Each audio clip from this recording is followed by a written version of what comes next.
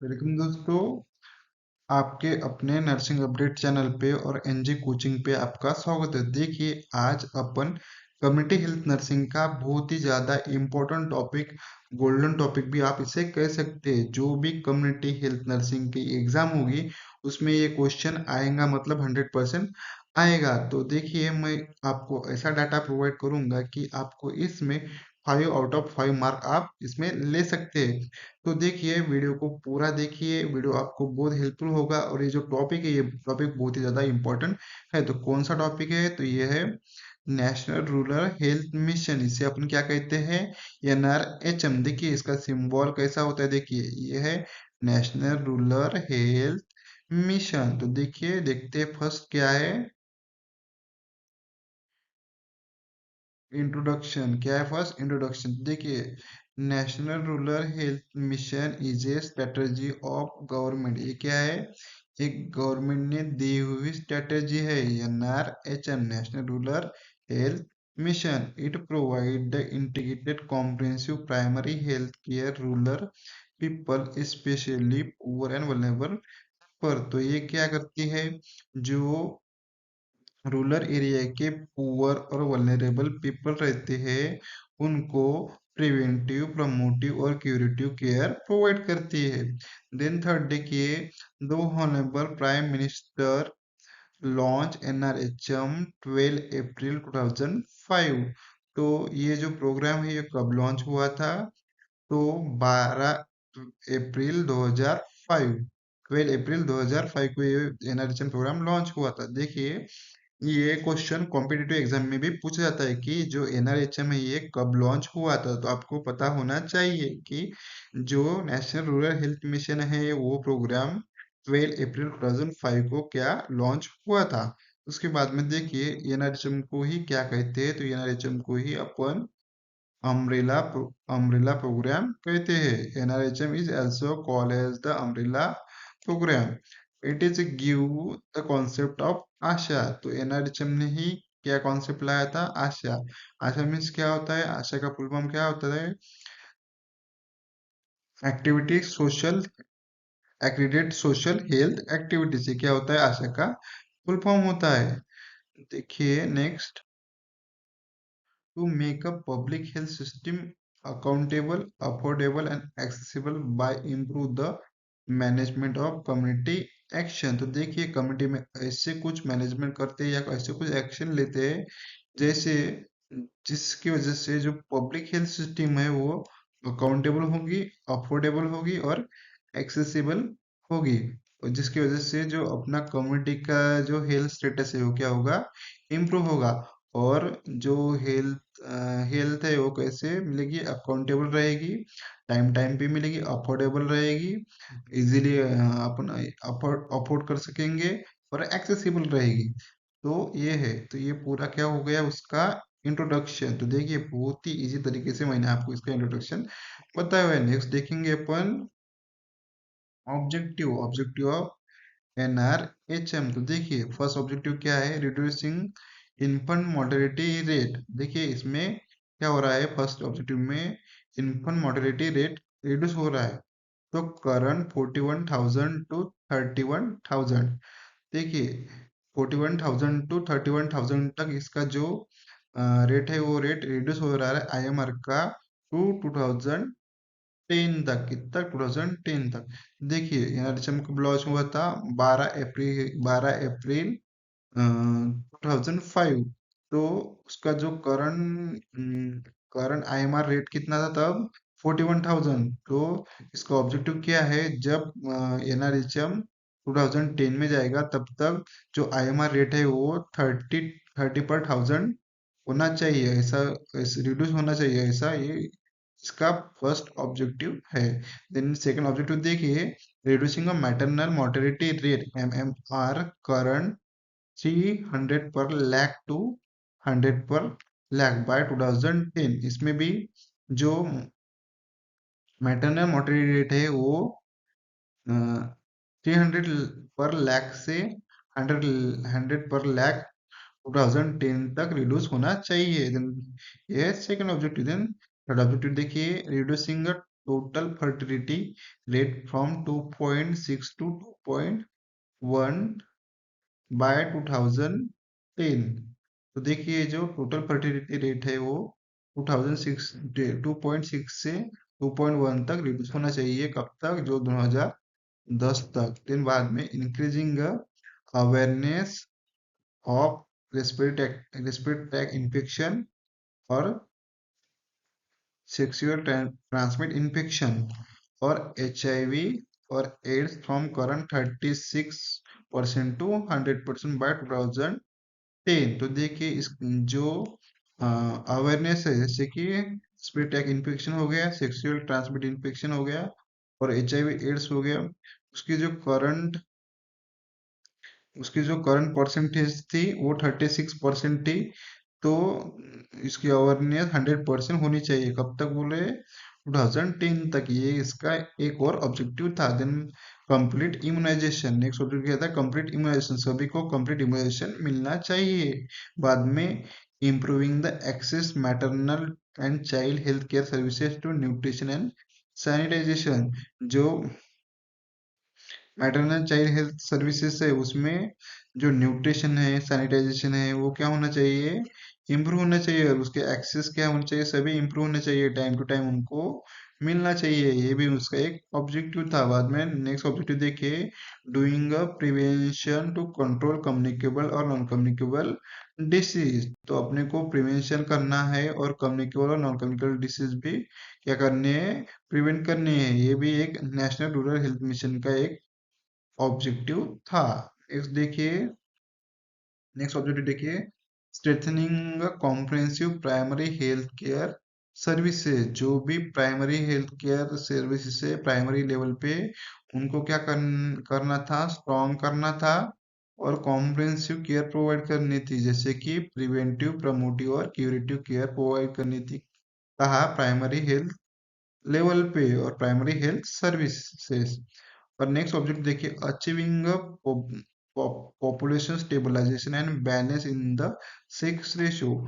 Next objective का क्या था? कि जो पॉपुलेशन है वो स्टेबलाइजेशन करना था और बैलेंस करना था सेक्स रेशियो। जो मेल एंड फीमेल है उसका जो सेक्स रेशियो है वो बैलेंस करना था। देन नेक्स्ट ऑब्जेक्ट देखिए, give the special attention AYUSH HIV AIDS prevention and control reports.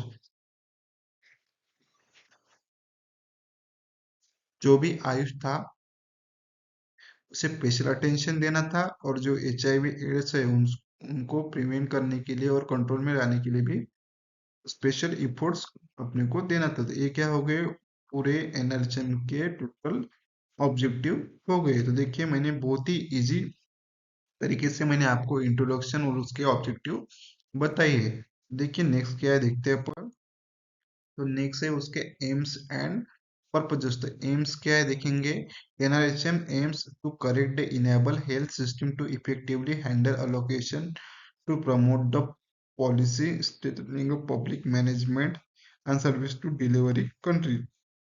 तो देखिए इसका एम क्या है कि correct enable to health system effectively handle allocation to promote the policies and strengthen the public management to service delivery into the country। then next देखिए, to make a public health system accountable, affordable, accessible by improve the management and community action। the next aim देखिए, to develop the partnership with private sector. क्या करना है? Private sector के साथ में partnership develop करना है।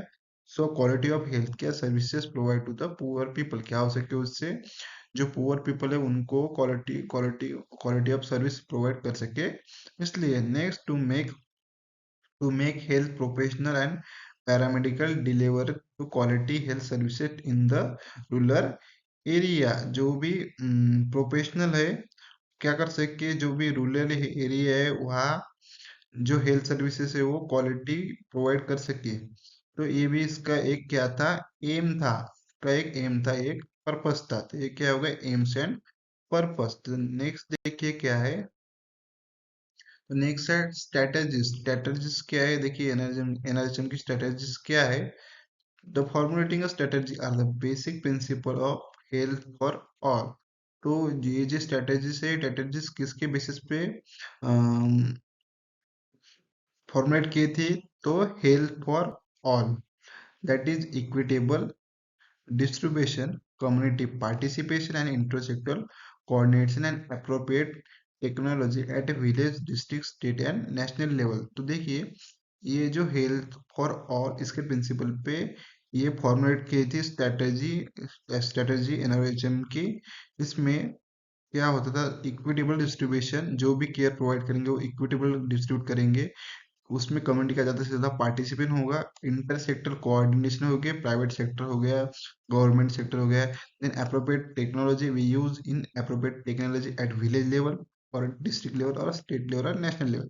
Then the main focus area family welfare, AYUSH, nutrition, sanitation achieve the NRHM of goal. तो देखिए इसमें जो मेन फोकस एरिया क्या था फैमिली वेलफेयर का, जो भी है वो आयुष हो गया और न्यूट्रिशन हो गया, सैनिटेशन हो गया, इसमें to achieve the NHM of goal. तो इसमें मेन फोकस क्या था? तो जो भी फैमिली वेलफेयर है उसका जो आयुष है वो आयुष प्रोवाइड कर, आयुष यानी न्यूट्रिशन और सैनिटेशन प्रोवाइड करना।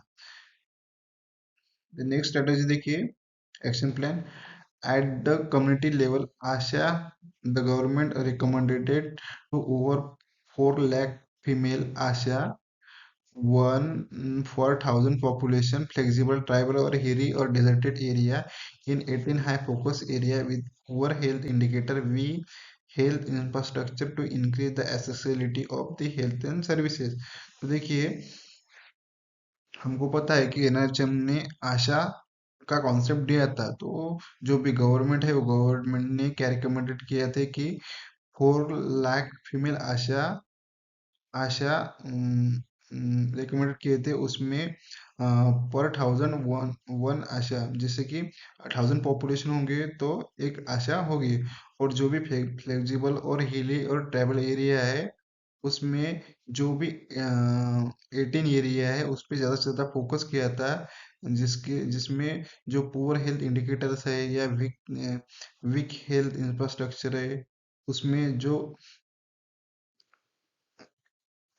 हेल्थ सर्विस की एक्सेसिबिलिटी है वो इम्प्रूव होना चाहिए, इसलिए तो उसमें ज़्यादा से ज़्यादा जो आशा है वो आशा उन्होंने प्रोवाइड की थी। तो गवर्नमेंट ने रिकमेंड की थी 4 लाख आशा और ईच आशा 1000 पॉपुलेशन, और जो भी फ्लेक्सिबल और ट्राइबल एरिया है उसमें उस पे ज़्यादा से ज़्यादा फोकस किया था। This Chitninga subcenter government recommended additional ANM at each subcenter, establishing about 21,983 new subcenter per 2001 population norm, estimate the total requirement for the country 2000 ANM आशा। तो इसमें क्या किया था कि सब सेंटर पे एडिशनल आशा आशा को अपॉइंटमेंट किया था उन्होंने, और इसमें जो टोटल सब सेंटर कितने स्टेब्लिश किए थे तो 21,983, और न्यू सब सेंटर की न्यू सब सेंटर थे ये 2001 के पॉपुलेशन के नॉर्म्स के हिसाब से। और पूरे पूरे कंट्री के लिए अपने को 2 लाख आशा का एस्टिमेट दिया गया था।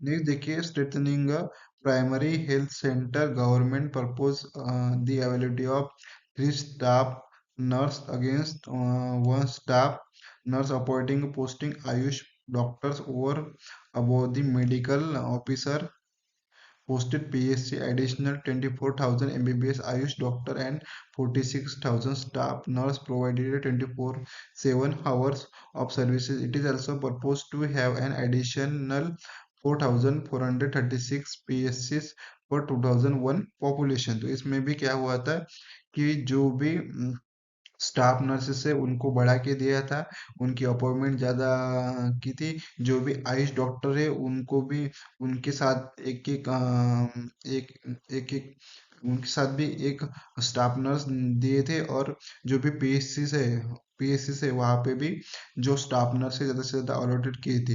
Then 24,000 MBBS AYUSH doctor and 46,000 staff nurse provided 24/7 hour of services. It is also proposed to have additional 4,436 BSc per 2001 population norms.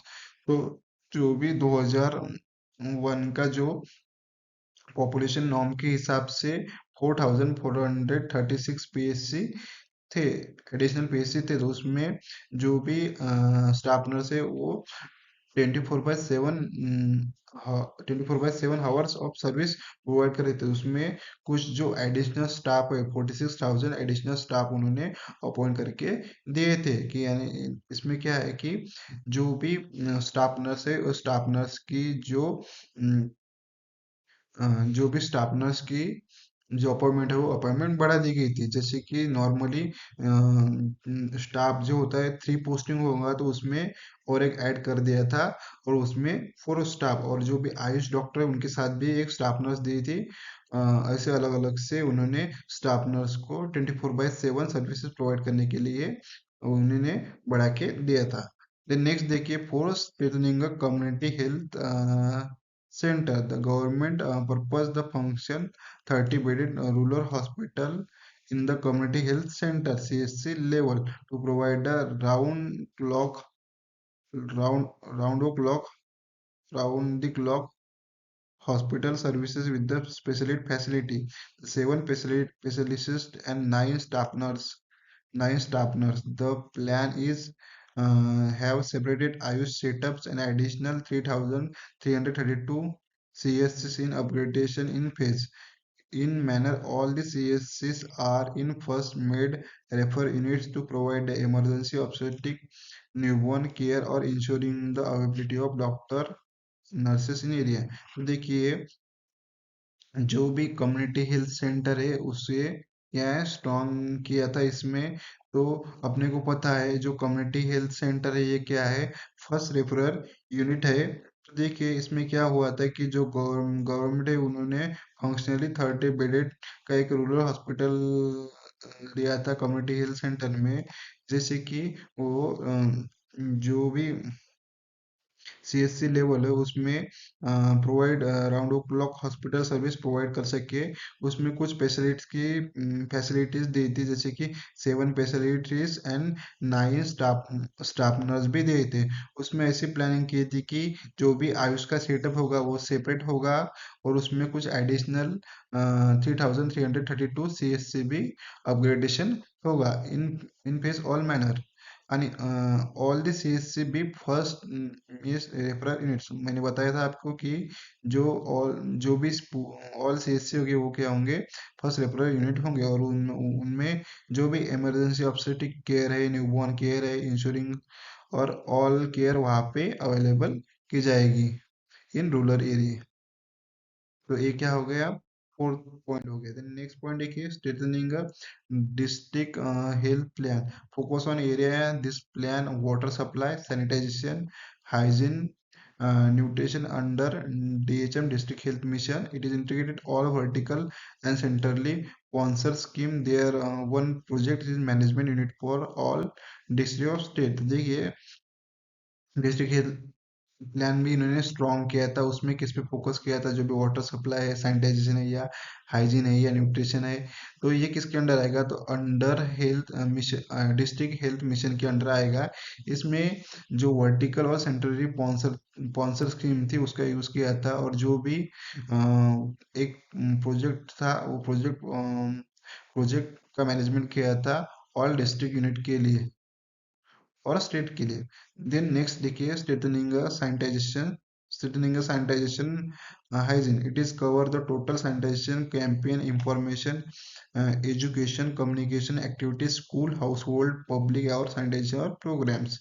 Then next देखिए, next strengthening disease control programme, all the communicable and non communicable disease control surveillance programme are part of district health mission at every level. It is also responsible for the supplying generic drugs, common ailments and has a provision of mobile medical unit. तो देखिए straightening disease control programme, तो इसमें जो भी communicable और non communicable disease है उनको control किया था, और जो भी डिस्ट्रिक्ट हेल्थ मिशन का जो प्रोजेक्ट है उसके अंडर ही उसकी रिस्पॉन्सिबिलिटी प्रोवाइड की थी। उसमें जो जेनेरिक ड्रग प्रोवाइड हो करना हो गया और कॉमन अलाइनमेंट्स करना हो गया ऐसे, और मोबाइल मेडिकल यूनिट हो गया, ऐसे सर्विसेज उसमें प्रोवाइड देने का प्लान था। उसके बाद में देखिए 8 point strengthening a public private partnership. देखिए इसमें जो पब्लिक प्राइवेट पार्टनरशिप है उसको स्ट्रांग बनाया था। तो इसमें जो भी प्राइवेट सेक्टर है उस और गवर्नमेंट सेक्टर है उसको कंबाइन किया था, और जो भी रेगुलेटरी बॉडीज है या डिस्ट्रिक्ट इंस्टीट्यूशनल मैकेनिज्म है, और ये जो भी अलग अलग लेवल के जो भी क्लिनिक्स हो गया, जैसे कुछ प्राइवेट हॉस्पिटल हो गया कि कुछ मल्टी स्पेशलिटी हॉस्पिटल हो गया, तो उसको भी उन्होंने पब्लिक प्राइवेट पार्टनरशिप उसको सबको मिला के एक एक प्रॉपर सर्विस प्रोवाइड कर सके, ऐसा उन्होंने प्लान बनाया था एवरी लेवल पे। Then next देखिए strengthening a health financing mechanism.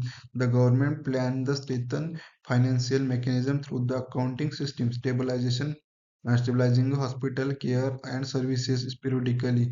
The need to have the committee based on health insurance scheme with the help of insurance regulatory development authority.